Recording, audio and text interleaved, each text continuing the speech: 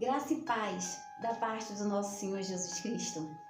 Amados irmãos, hoje eu estou bastante animada. Não que das outras vezes eu não estivesse animada. É porque hoje o tema vai falar de algo que mexe com o meu coração.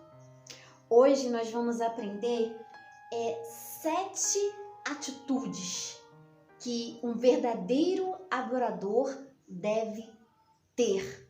7 atitudes em que o nosso Deus, ele reconhece quando nós somos verdadeiros adoradores. Aleluia, glória a Deus. Mas antes de começar, amados irmãos, eu peço a você, se inscreva no canal. Você que está aí assistindo, acompanhando, no nome de Jesus, Deus abençoe a sua vida. Se você está assistindo este vídeo neste momento, só está visualizando, vai aí, se inscreve no nome de Jesus, dá essa força para a palavra de Deus avançar no nome de Jesus. E também dê o seu like, tá? Se inscreva no canal, dê o seu like, ativa o sininho de notificações, porque aí toda vez que eu postar um vídeo, você vai ficar sabendo no nome de Jesus. Amados, hoje o tema é 7 atitudes que um verdadeiro adorador deve ter. Vamos aprender com a palavra no nome de Jesus?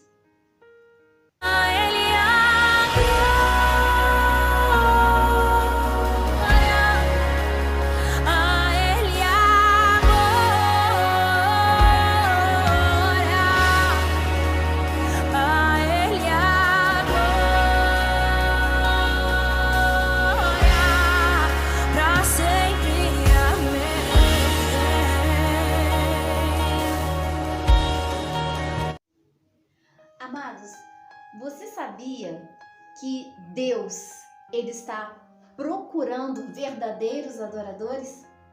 É isso aí, isso mesmo que você está pensando. Ele está procurando verdadeiros adoradores, porque ele diz assim na sua palavra. Lá no Evangelho segundo escreveu João, ele diz: e a hora vem, e agora é, em que os verdadeiros adoradores adorarão ao Pai em espírito e em verdade. E Deus procura os tais que assim o adorem. Mas muitas vezes, irmãos, a gente fica se perguntando assim: o que eu preciso fazer para ser um verdadeiro adorador? Já passou isso na sua mente? Na minha já. Muitas vezes já passou isso na minha mente. Como ser um verdadeiro adorador? Mas aí que entra a palavra de Deus, porque a melhor forma da gente aprender como ser um verdadeiro adorador é você indo na Bíblia e encontrando personagens bíblicos que realmente tiveram atitudes de verdadeiros adoradores. E amados, não tem como falar de adoração, de verdadeira adoração, se nós não falarmos de Jó. Você sabe quem foi Jó? Você sabe o que ele fez, quais foram as suas atitudes, como ele agradou o coração de Deus, a ponto de podermos dizer que ele realmente foi um verdadeiro adorador? Então, nós vamos aprender um pouquinho sobre Jó, sobre a história de Jó. E aí, depois, no final, nós vamos ver 7 atitudes que nós devemos tomar de acordo com a história de Jó para que nós consigamos ser verdadeiros adoradores. Então, amados, não sai daí não. Vê até o final no nome de Jesus e no final tem um louvor para você. Fica aí no nome de Jesus e vamos aprender a palavra de Deus. Então, Jó foi um homem muito rico que viveu numa terra chamada Uz. E a sua riqueza não se media em ouro, em prata, mas sim na quantidade de gado que ele tinha. Diz a palavra que ele tinha 7.000 ovelhas, 3.000 cabelos, 500 juntas de boi e 500 jumentas. E para tomar conta desse desse gado imenso, ele necessitava de um grande número de servos. Então Jó era muito rico. Posso dizer que ele era o homem mais rico do Oriente. E a Bíblia diz também que mesmo sendo muito rico, Jó era reto, íntegro e se desviava do mal. O seu coração era tão voltado para Deus, mas tão voltado que o próprio Deus testemunhava a respeito de Jó. Isso não é lindo, irmãos? Não é maravilhoso? O próprio Deus testemunhando o quanto ele era íntegro e reto e procurava se desviar do mal. Inicialmente, Jó, ele foi pai de 10 filhos, 7 homens e 7 mulheres. Mas depois, lá no final da sua história, no meio da história, ele perde esses 10 filhos devido a um intenso sofrimento a qual o nosso Deus o submete. Mas nós vamos entender por que Jó vai passar por sofrimentos. Mas, devido à sua fidelidade, Deus ele vai regenerar no final tudo aquilo que Jó perde. Mas eu estou indo e avançando, Vamos ver se os irmãos conseguem entender o que se passou no nome de Jesus. Jó, ele era casado e a Bíblia não diz o nome da sua esposa, não menciona, Mas aparentemente a família de Jó era muito unida, porque diz que os seus 7 filhos, sempre quando iam fazer banquetes, chamava as 3 irmãs para estar presente em suas casas. Ou seja, havia um rodízio, Cada dia um irmão, ou cada semana, um irmão fazia um banquete e convidava as irmãs. Foi numa dessas ocasiões em que os seus 10 primeiros filhos morrem de uma só vez. Mas vamos entender o que aconteceu para que tudo isso houvesse acontecer, as calamidades, o porquê que Jó passou por esse sofrimento. Diz a Bíblia que um certo dia houve uma reunião nas regiões celestiais. E os filhos de Deus foram se apresentar perante o Senhor. Esses filhos de Deus nada mais eram do que os anjos. E no meio desses anjos estava quem? Satanás. Que, diz a Bíblia, estava rodeando a terra e passeando por ela. Então Deus perguntou a Satanás: Satanás, tu tens observado o meu servo Jó? E aí, obviamente, Satanás diz que sim. E aí Deus dá testemunho a favor de Jó e diz assim a palavra de Deus. Versículo de número 8, capítulo 1, verso 8. Observaste tu, meu servo Jó, porque ninguém há na terra semelhante a ele, homem sincero e reto, e temente a Deus, e desviando-se do mal. Observam, irmãos, que não é Satanás que começa o diálogo com Deus, mas sim o próprio Deus que começa o diálogo com Satanás, já sabendo o que o inimigo estava tramando. Ele estava rodeando Jó. Aí Jó vira para Deus e fala: mas é claro, falando assim com as minhas palavras, é claro que Jó é tudo isso aí, porque o Senhor abençoa tudo o que ele faz. Agora, se o Senhor não fizer isso, certamente ele vai blasfemar contra o Senhor.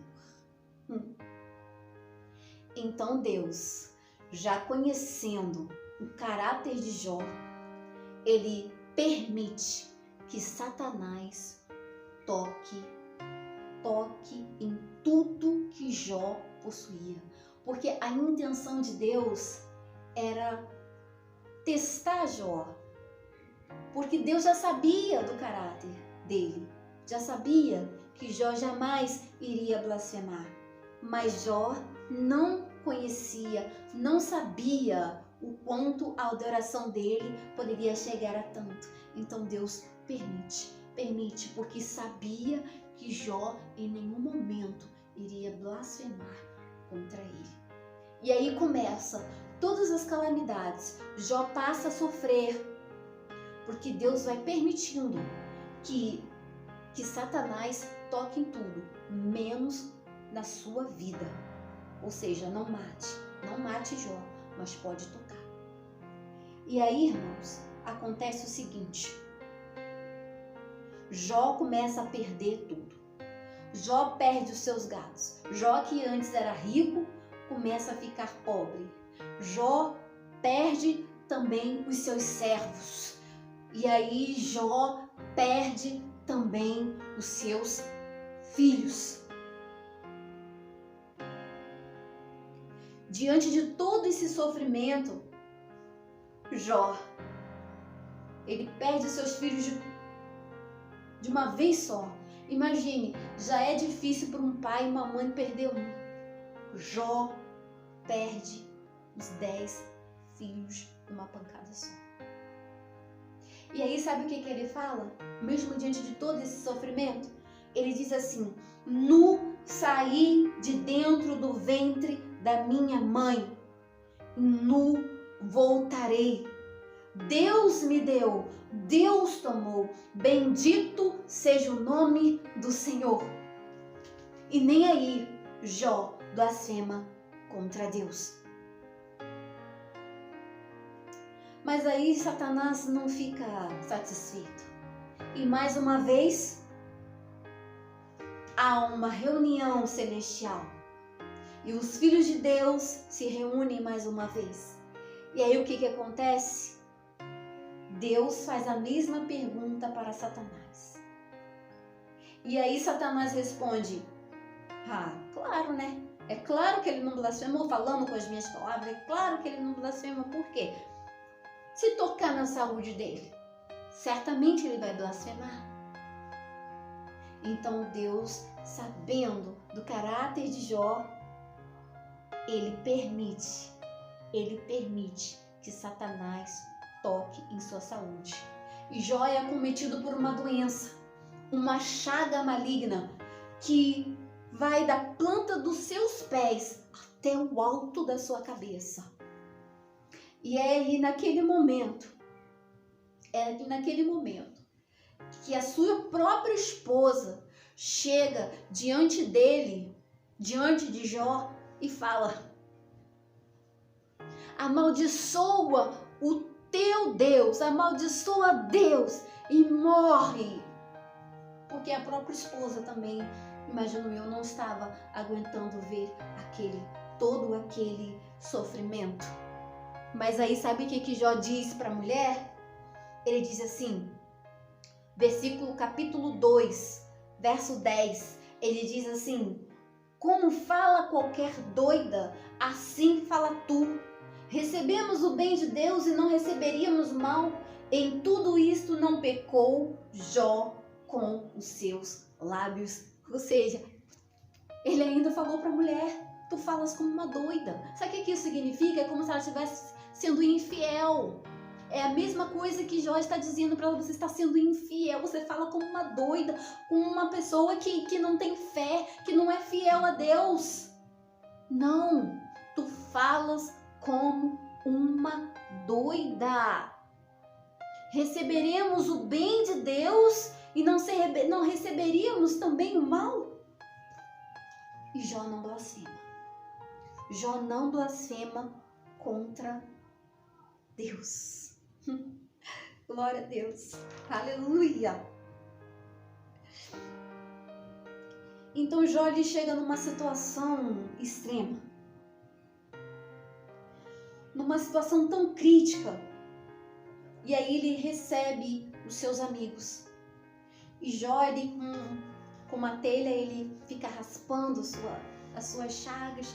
E os amigos chegam, os 3 amigos de Jó chegam e o vê naquela situação. Perdeu tudo. Nem saúde mais ele tinha. E os amigos de Jó, diz a palavra, eles ficam ali sentados com ele 1 semana, se condoendo com Jó, sem palavra alguma, sem saber o que falar. Mas eles abraçam a causa de Jó e sofrem com Jó durante esses 7 dias. E aí, quando passa o silêncio, os amigos de Jó começam a acusá-lo, começam a dizer, a tentar encontrar, né, uma resposta para tudo aquilo que Jó estava passando. E eles começam a culpar o próprio Jó, como quem diz, você está passando por tudo isso porque você foi infiel, ou dizendo em outras palavras, você foi adúltero, alguma coisa você fez contra Deus para ele poder permitir que esse tipo de coisa acontecesse contigo. Mas Jó, ele permanece firme. Mesmo os amigos o acusando, ele não tinha feito nada. Ele reconhecia que não tinha feito nada. Mas depois de toda essa discussão com os amigos, Deus fala com Jó num redemoinho. E Deus faz um monte de perguntas que Jó não consegue responder. E aí Jó reconhece a sua própria ignorância humana. Porque ele questionou Deus, ele fez várias perguntas para Deus também, e Deus veio com outras perguntas que ele também não conseguia responder. E ele reconhece que Deus, ele é soberano, que nenhum dos seus planos serão frustrados, que ele tudo sabe e que a única coisa que ele pode fazer é reconhecer a soberania de Deus, as suas limitações e o adorar. Jó, ele entende que tudo o que ele tem se deve a Deus e que a única coisa que ele deveria fazer era confiar e adorar. E amados, a história de Jó, ela termina com ele orando por seus amigos. Deus vem, restaura tudo que Jó tinha, tudo que ele tinha perdido, Deus restaura e lhe dá em dobro tudo o que ele perdeu, inclusive os seus 10 filhos. Deus dá novamente para ele 10 filhos, 7 homens e 3 mulheres. E tudo que ele perdeu, o gado, tudo retorna para a mão dele em dobro. E diz a palavra, olha só que coisa mais linda, que Jó, ele morre farto de dias, mais ou menos perto dos 200 anos. Então Jó, ele foi acometido por um sofrimento que aos nossos olhos não era merecido, porque ele não fez nada de errado para merecer. Mas em nenhum momento Jó, ele culpa Deus. Em nenhum momento ele amaldiçoa Deus. E Deus, ele vem restaurando a sua vida. E provando, mostrando para ele que ele era um verdadeiro adorador, que poderia suportar tudo, mas iria se manter na presença, não iria se desviar do caminho. Agora, irmãos, que nós aprendemos um pouquinho sobre a vida de Jó, a passagem é grande, né? Se eu fosse ler capítulo por capítulo, né? Mas leia aí, irmão. Lê, irmã. Se eu falar alguma coisa aqui que, irmã, não tem nada a ver, escreve aqui que nós aprendemos juntos no nome de Jesus, né? Estamos aqui junto com o Espírito Santo para aprender a palavra de Deus, né? Eu por mim mesma não tenho nada a oferecer, mas juntos e com a presença do Espírito Santo, nós aprendemos sim a palavra de Deus. Amados, então agora nós vamos pro esperado, né? As 7 atitudes que demonstram que você é um verdadeiro adorador. Vamos aprender com a história de Jó? Atitude número 1. Para ser um verdadeiro adorador, seja íntegro. Íntegro. O que significa ser íntegro? Significa ser honesto.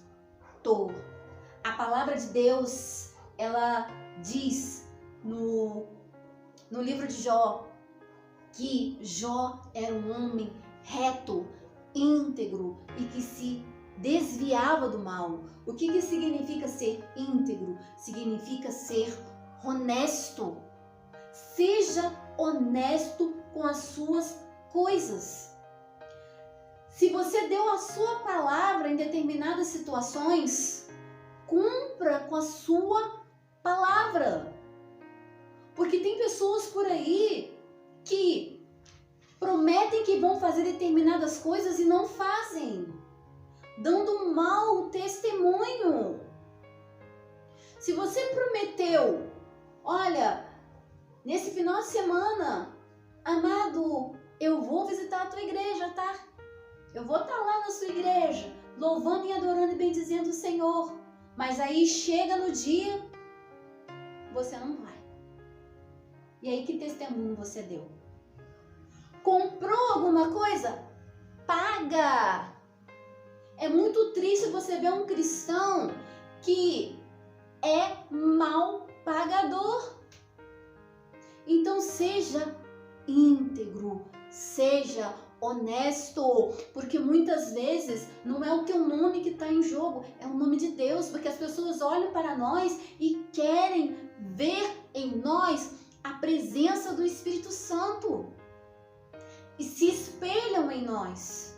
Então seja íntegro, seja honesto, não desvie da palavra de Deus, não seja na igreja uma coisa e na rua outra. Que as pessoas possam ver em você a diferença, que você realmente seja aquilo que você pregue.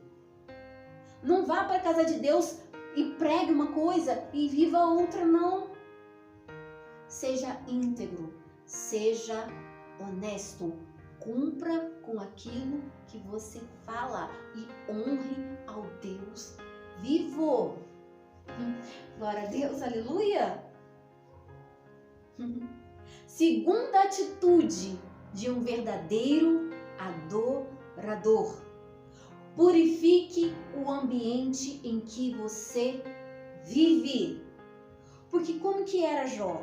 Jó, inicialmente ele tinha 10 filhos e ele tinha medo que os seus filhos pecassem contra Deus. Então ele ficava pensando assim, eu não sei, quem sabe meus filhos falaram algo contra Deus, fizeram algo errado, então eu vou oferecer um sacrifício para cada filho. Isso está lá no capítulo 1 de Jó, versículo de número 5. E mesmo que seus filhos pecassem várias vezes, ele lutava contra o pecado e purificava a todos para Deus. Um verdadeiro adorador, ele não é egoísta. Um verdadeiro adorador, ele também busca pelas pessoas que estão à sua volta. Ele quer que as pessoas à sua volta também se aproximem de Deus. Então, amado, se você está aí, se sentindo aí cheio do Espírito Santo, você também tem que desejar que o seu próximo também seja cheio do Espírito Santo. Que o teu próximo também se converta para a presença de Deus. Não fique querendo o Deus só para você. mas que as outras pessoas também sejam acolhidas. Você já testemunhou sobre Deus? Você tem levado a palavra de Deus às pessoas à sua volta? Então seja como Jó. Se purifique o ambiente em que você vive. Porque a palavra de Deus também diz, e não vos conformeis com este mundo, mas transformai-o.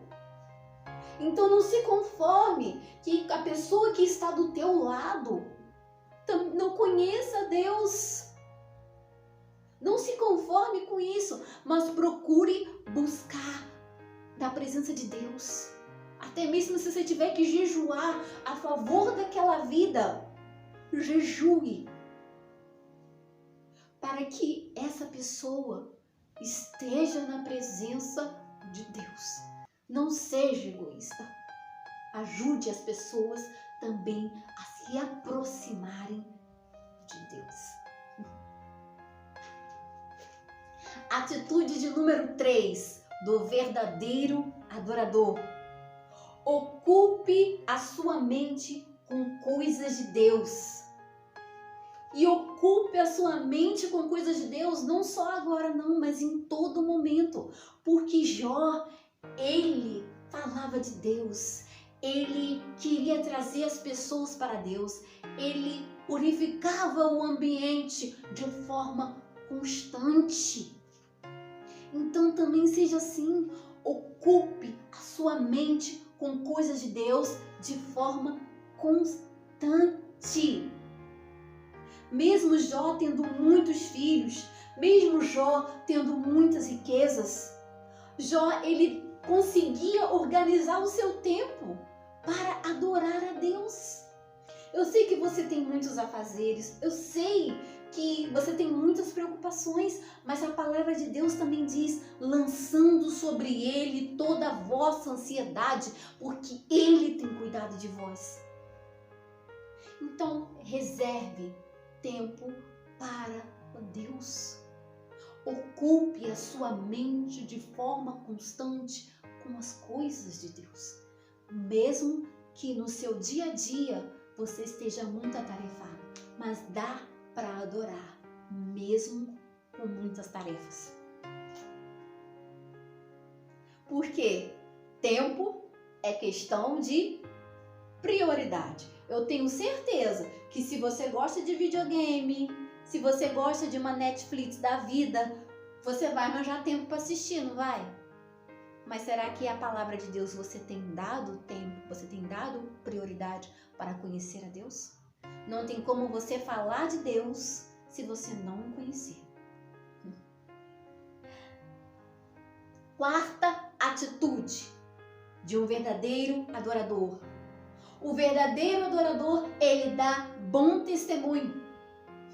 É isso aí. Se você é um bom adorador, não precisa você falar por si mesmo, não. As pessoas já veem.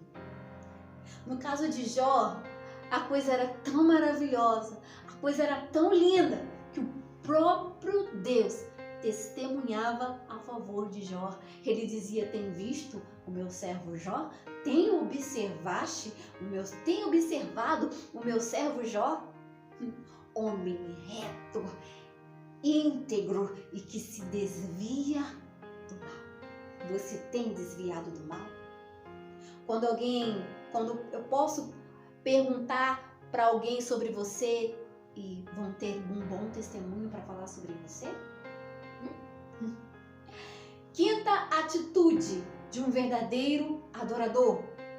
Reconheça que tudo o que você tem não é teu, mas vem de Deus.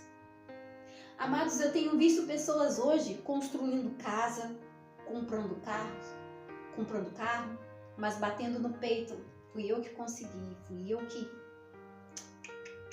Não. O verdadeiro adorador sempre coloca Deus no centro.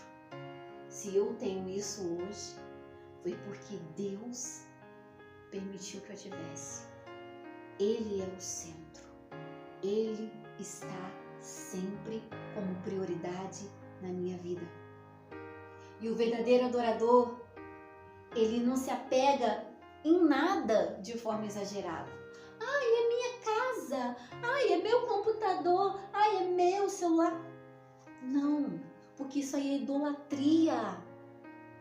Não seja idólatra. Tem gente que pensa que idolatrar é só ficar adorando imagem. Não. Idolatria é tudo aquilo que você coloca no lugar de Deus. Então, o verdadeiro adorador não se apega às coisas do mundo, mas olha para o alto, para o foco que é Jesus, para as coisas celestiais, porque a gente sabe que tudo aqui, tudo que nós temos aqui vai passar, mas o que há lá é eterno, e o nosso foco tem que estar nas coisas celestiais e não nas coisas mundanas, onde a traça e a ferrugem consomem. Não é verdade?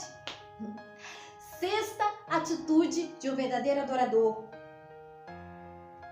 mantenha sua integridade perante Deus, mesmo que as pessoas ao seu redor não pensem como você. Mantenha sua postura como adorador. Mantenha sua postura como adoradora. Vão vir pessoas que vão querer fazer com que você abaixe a cabeça. Não faça isso, porque a mulher de Jó, quando viu a situação dele ali naquele lugar, o que ela queria? Ela queria que ele simplesmente blasfemasse e falasse: amaldiçoa o teu Deus, amaldiçoa Deus e morre. E ele disse: você fala como uma louca, falando com as minhas palavras, jamais que eu vou fazer isso. Bato o pé. Deus sabe porque você está passando por todas essas coisas, por todo esse sofrimento. Ele sabe, e Ele tem um plano, Ele tem um projeto. Não blasfeme contra Deus. Louve a Ele, adore a Ele em todo o tempo. A última atitude de um verdadeiro adorador: sinta a dor do outro. Isso significa o quê? Tenha empatia. Consiga se colocar no lugar do outro. Porque os amigos de Jó, eles assim agiram quando viram Jó naquela situação. Eles simplesmente choraram com Jó e ficaram ali 7 dias sofrendo, juntamente com Jó. Eles sentiram a dor de Jó. Então, seja um verdadeiro adorador. Seja um verdadeiro adorador. Tenha empatia. Consiga se colocar no lugar do sofrimento, no lugar da pessoa que vem. Às vezes a pessoa vem conversar com você e você, preocupado com as suas coisas. Quando a pessoa está ali abrindo seu coração, querendo conversar com você, sofrendo, angustiado, e você não está nem aí. Então, se coloque no lugar do outro. Tenha empatia, abrace a causa do outro como se fosse a sua própria causa. Amados, essa foi a lição de hoje, para honra e misericórdia do nosso Deus. Espero que vocês tenham gostado. Se quiserem, irmãos, coloquem aqui nos comentários versículos que falam de verdadeiros adoradores, né? Como um verdadeiro adorador deve ser, para que nós venhamos aprender juntos no nome de Jesus, tá? Compartilhe, dê o seu like no nome de Jesus, se inscreva no canal, que Deus nos abençoe no nome de Jesus. E não sai daí não, que tem um louvor para você. Fiquem com Jesus, a paz do nosso Senhor Jesus Cristo.